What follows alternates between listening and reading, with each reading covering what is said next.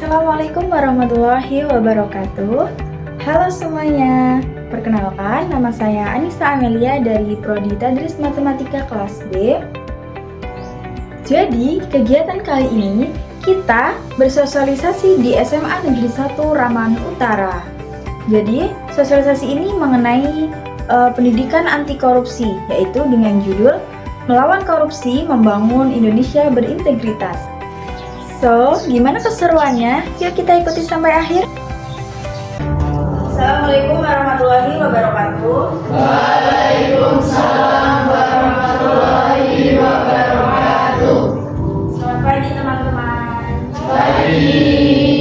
Perkenalkan, nama Kakak Anissa Amelia dari Universitas Islam Negeri Julai Suwalampung. Jadi maksud dan tujuan kakak di sini yaitu sosialisasi pendidikan anti korupsi, yaitu dengan judul Melawan Korupsi, Membangun Indonesia Berintegritas. Di sini kalian udah ada kan materi anti korupsi? Siapa gurunya? Pak Ali.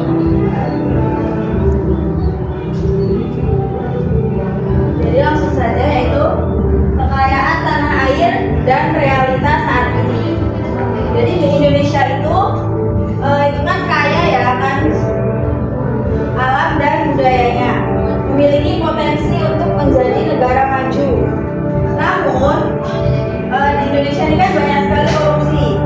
Jadi itu menjadi tantangan yang menghambat kemajuan bangsa karena korupsi itu.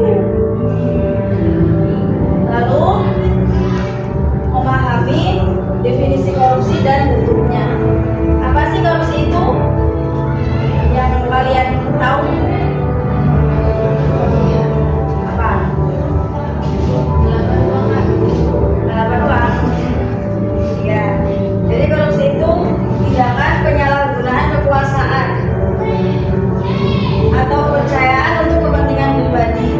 Jadi itu disebabkan oleh faktor internal dan eksternal. Biasanya pribadi itu untuk diri sendiri dan untuk lingkungan. Itu banyak sekali penyebabnya.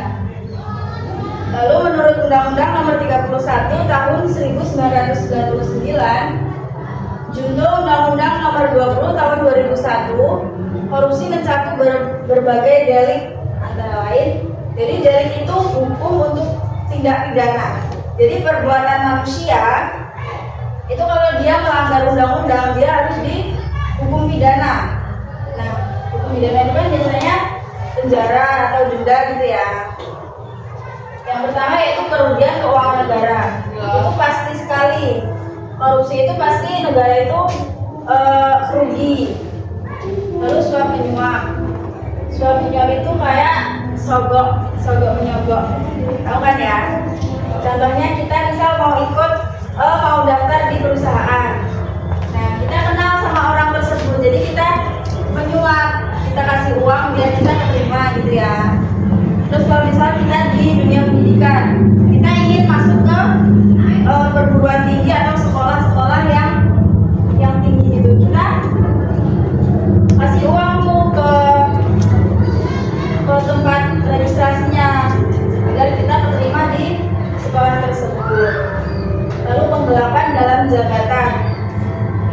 Penggelapan dalam jabatan itu misal kita anak dari bosnya, lalu kita memakai uang tersebut untuk kepentingan kita. Jadi kita itu korupsi dalam jabatan. Nah, itu tuh kita biasanya korupsinya dalam anak bos, anak pejabat gitu. Jadi kita tutupi. Pemerasan, perbuatan curang, benturan kepentingan dalam pengadaan, dan gratifikasi. Gratifikasi itu seperti suap menyuap, tapi dia dalam bentuk hadiah. Oh ya, dalam bentuk hadiah, misal dikasih apa, dikasih makanan atau dikasih barang gitu. Lalu faktor-faktor penyebab korupsi. Yang pertama itu kerusakan moral. Sebenarnya korupsi itu baik apa enggak sih sebenarnya? Berat sekali ya. Nah, orang yang korupsi itu tidak punya moral, tidak punya etika. Yang pertama yaitu integritas rendah. Integritas itu nilai-nilai yang ada dalam anti korupsi. Seperti misal jujur, bertanggung jawab. Nah, orang yang mempunyai nilai integritas itu pasti dia tidak korupsi karena dia dalam dirinya itu ada nilai-nilai integritas gitu. Lalu ketidaksadaran hukum, tidak memahami atau sengaja mengabaikan konsekuensi hukum dari tindakan korupsi. Kalau korupsi itu kan hukumannya kan nggak sampai dijera ya, nggak sampai mati. Misal di undang-undang tuh nggak ada tuh tulisan kayak hukuman mati atau penjara seumur hidup. Nah, jadi para pelaku koruptor itu mengabaikan konsekuensi hukum.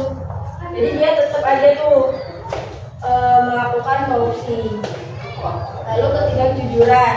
Nah, itu termasuk dalam integritas.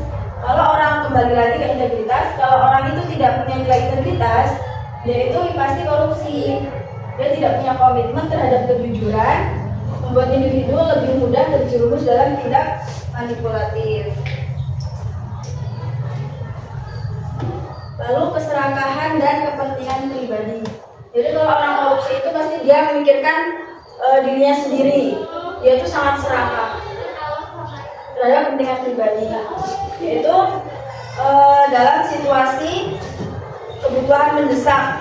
Misal dia hutang tuh ke siapa gitu, lalu dia mau membayar itu tidak ada uang, jadi dia bisa tuh korupsi. Terus gaya hidup mewah. Nah, ini yang sering sekali kita biasanya kan orang-orang korupsi itu mobilnya itu ya bagus, Pajero gitu ya. Nah, itu gaya hidup, dia nurutin gaya hidup hedon. Nah, itu salah satu faktor yang menyebabkan korupsi. Lalu materialisme, pandangan hidup yang mengaitkan kesuksesan dengan barang mewah. Lalu ambisi berlebihan, obsesi menghajar kekayaan dan kekuasaan tanpa memperdulikan etika. Lalu pengabdian spiritual, tidak menjalankan ajaran agama. Nah, di agama itu kan kita diajarkan untuk tidak berbohong ya. Nah, kita tanggung jawab. Nah, itu kan ada dalam nilai-nilai integritas yang dimana kita harus jujur, terus tanggung jawab. Nah, seorang pemimpin itu kan harus bertanggung jawab ya, harus amanah. Itu adalah nilai-nilai keagamaan. Lalu krisis kebajikan, mengesampingkan prinsip seperti rasa malu dan dosa. Kalau orang korupsi itu pasti orangnya tuh cerdas. Dia udah tahu apa itu konsekuensinya, dia bakal gimana itu dia tahu, makanya dia tidak punya malu. Jadi dia terus tuh untuk korupsi.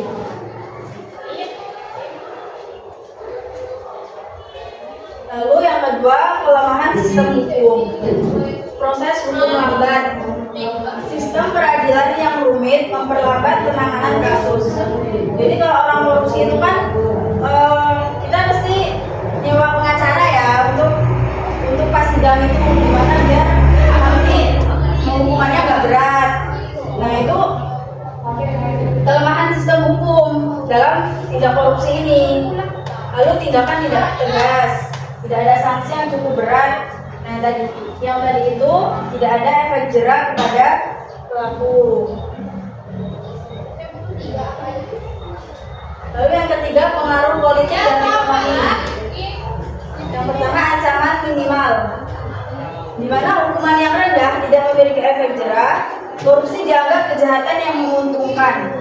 Jadi orang yang korupsi itu karena tidak ada hukuman mati atau hukuman seumur hidup, jadi bagi dia itu korupsi itu sangat menguntungkan bagi dia, karena dia juga dapat uang banyak. Lalu setelah korupsi itu kan pasti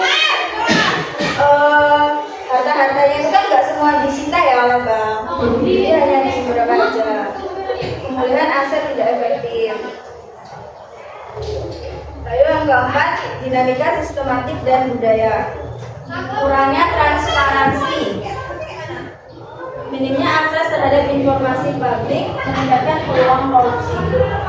Jadi misal kita tahu tuh ya teman kita korupsi, nah itu kita tuh diam aja nggak mau melapor.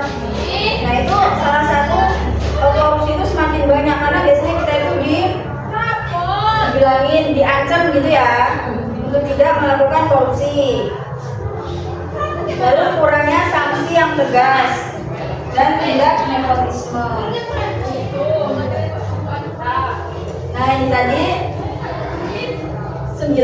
integritas itu ada 9. Yang pertama mandiri, sederhana, kerja keras, peduli, jujur, disiplin, tanggung jawab, adil, dan berani. Jadi 9 nilai integritas ini yaitu nilai-nilai yang harus kita tanamkan dalam diri kita agar kita tidak terjerumus ke dalam korupsi. Yaitu yang pertama jujur, kita harus jujur berbicara dan bertindak sesuai fakta. Jadi kita harus jujur dengan apa yang terjadi. Lalu banyak itu ya, ada disiplin, tanggung jawab.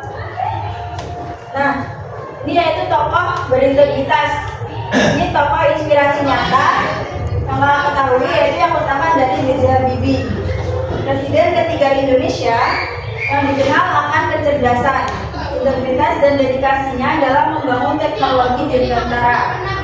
Beliau menunjukkan bahwa pemimpin harus mengedepankan kepentingan bangsa. Lalu yang kedua, Susi Pujiastuti, mantan Menteri Kelautan dan Perikanan, terkenal karena kecerdasan dalam memberantas illegal fishing. Keberaniannya patut dicontoh dalam menegakkan hukum tanpa kompromi. Lalu yang terakhir, Nadiem Makarim, itu Menteri Pendidikan, Kebudayaan, Riset, dan Teknologi, membawa inovasi dan semangat perubahan dalam dunia pendidikan. Dedikasinya terhadap bangsa patut diteladani.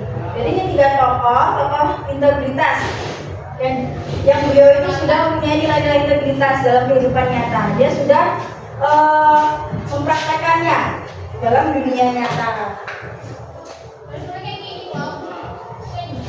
Lalu wujudkan Indonesia bebas korupsi, peran kita semua. Mulai dari diri sendiri. Jadi kita bangun nilai integritas dari diri kita sendiri dulu. Kita tanamkan dalam diri kita nilai-nilai integritas. Lalu yang kedua, berani melapor.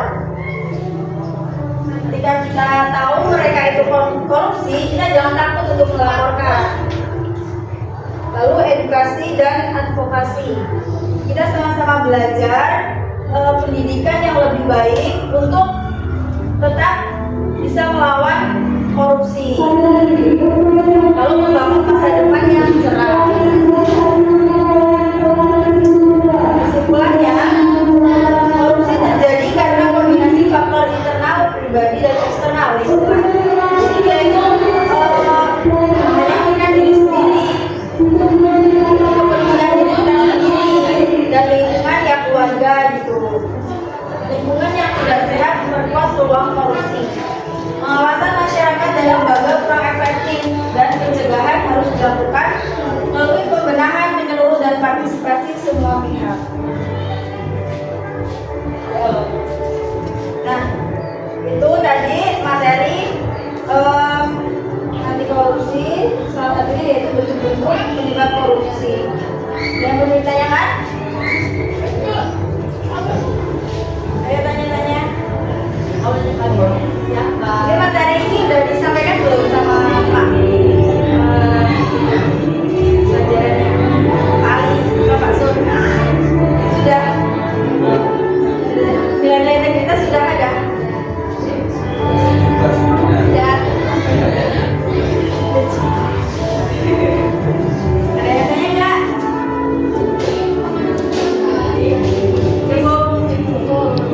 Kakaknya yang tanya. Kalau nggak ada yang tanya, kakak yang tanya.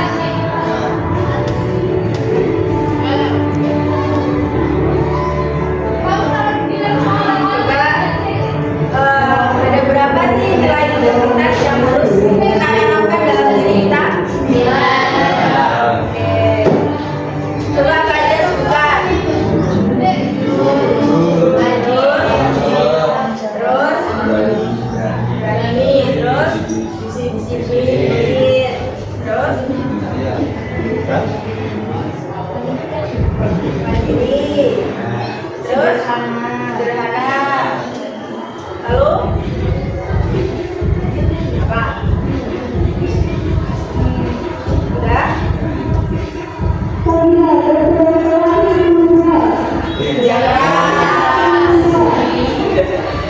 Betul. Itu adalah 9 nilai integritas.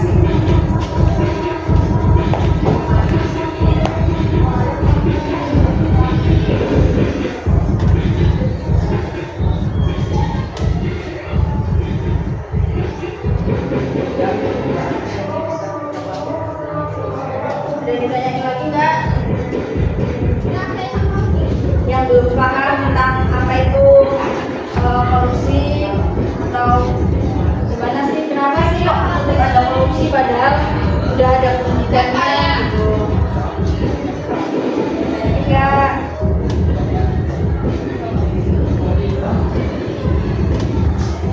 Oke, jadi kan ini kan berada pendidikan ya. Tapi kok masih banyak sih kok ada korupsi, masih banyak sekali masih merajalela. Kenapa? Gitu. Karena dia itu tidak menanamkan nilai integritas dalam diri dia. Dari orang yang korupsi itu.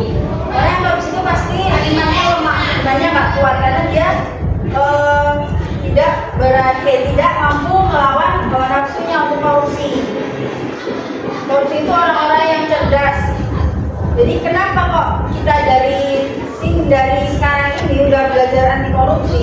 Jadi kita sebagai penerus bangsa itu harus menciptakan Indonesia generasi penerus bangsa itu yang bebas anti korupsi. Jadi kita dituntut tidak boleh korupsi seperti yang sudah.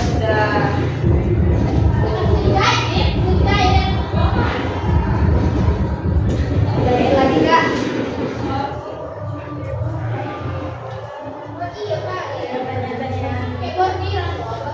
Udah cukup? Terus ya, paham ya apa itu korupsi? Oke, kita cukupkan.